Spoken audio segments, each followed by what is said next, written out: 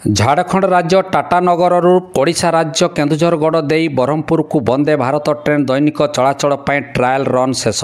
ବନ୍ଦେ ଭାରତ ଗଡ଼ିବ ଟାଟାନଗରରୁ ବାହାରି କେନ୍ଦୁଝରଗଡ଼, କଟକ, ଭୁବନେଶ୍ୱର ଦେଇ ବ୍ରହ୍ମପୁରକୁ ବନ୍ଦେ ଭାରତ ଟ୍ରେନ୍ ଦ୍ରୁତ ବେଗରେ ଚାଲିବ। 586 କିଲୋମିଟର ରାସ୍ତାକୁ ମାତ୍ର 9 ଘଣ୍ଟା 10 ମିନିଟ୍ ସମୟ ଲାଗିବ। ଆଜି ବନ୍ଦେ ଭାରତ ଟ୍ରେନ୍ଟିକୁ ଟ୍ରାଏଲ୍ ରନ୍ ଭାବେ ଟାଟାରୁ ସକାଳ 5ଟା 20 ମିନିଟ୍ ସମୟରେ ବାହାରି କେନ୍ଦୁଝର 8ଟା 55 ସମୟରେ ପହଞ୍ଚିବା ପରେ କ୍ରୁ ମେମ୍ବର ବଦଳି ପରେ 9ଟା 5 ମିନିଟ୍ ସମୟରେ ଛାଡ଼ି ଭୁବନେଶ୍ୱର ଦେଇ ବ୍ରହ୍ମପୁର ଅଭିମୁଖେ ଯାତ୍ରା କରିଛି। କେନ୍ଦୁଝର ଜିଲ୍ଲାବାସୀଙ୍କ ପାଇଁ ଏକ ବଡ଼ ଖୁସି ଖବର। ବନ୍ଦେ ଭାରତ ଟ୍ରେନ୍ ଆସନ୍ତା 15/9/2024 ଦିନ ଠାରୁ ମଙ୍ଗଳବାର ବ୍ୟତୀତ ସପ୍ତାହରେ 6 ଦିନ ଚଳାଚଳ କରିବ।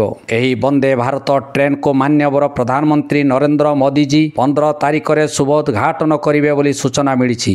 କେନ୍ଦୁଝର ଜିଲ୍ଲାବାସୀଙ୍କ ବହୁ ଦିନର ପ୍ରତୀକ୍ଷା ସଫଳ ହୋଇଛି। ଆସନ୍ତା ଶୁଭ ଦିବସରେ ଟାଟାରୁ ସକାଳ 5ଟା 20 ମିନିଟ୍ରେ ବାହାରି ବ୍ରହ୍ମପୁର 2ଟା 30 ମିନିଟ୍ ସମୟରେ ପହଞ୍ଚିବ। ପୁଣି ବ୍ରହ୍ମପୁର ପ୍ରତ୍ୟାବର୍ତ୍ତନ ଅପରାହ୍ନ 3 ଘଟିକାରେ ଛାଡ଼ି ଟାଟାରେ ରାତ୍ର 11ଟା 55 ମିନିଟ୍ ସମୟରେ ପହଞ୍ଚିବ।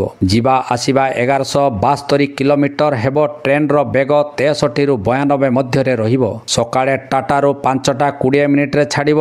ଡାଙ୍ଗୁଆଫସି 7ଟା 2, ବାଉଁଶପାଣି 7ଟା 45, ନୟାଗଡ଼ 8ଟା 30, କେନ୍ଦୁଝରଗଡ଼ 8ଟା 57, ହରିଚନ୍ଦନପୁର 9ଟା 36, ଜଖିପୁରା 10ଟା 37, କଟକ 11ଟା 25, ଭୁବନେଶ୍ୱର 12ଟା 2, ଖୋର୍ଦ୍ଧା 12ଟା 32, ବାଲୁଗାଁ 1 25, ଶେଷରେ ବ୍ରହ୍ମପୁର 2ଟା 30 ମିନିଟ୍ ସମୟରେ ପହଞ୍ଚିବା ଧାର୍ଯ୍ୟ ହୋଇଛି। କେନ୍ଦୁଝର ଜିଲ୍ଲା ରାଜେନ୍ଦ୍ର କୁମାର ମହାକୁଡ଼ଙ୍କ ରିପୋର୍ଟ, ଅନନ୍ତ ନ୍ୟୁଜ୍। ସବସ୍କ୍ରାଇବ୍, ଫଲୋ ଏବଂ ଲାଇକ୍ କରନ୍ତୁ। ପ୍ରତିଦିନ ନିଜ ନିଜ ଅଞ୍ଚଳର ନୂଆ ନୂଆ ଖବର ପାଆନ୍ତୁ।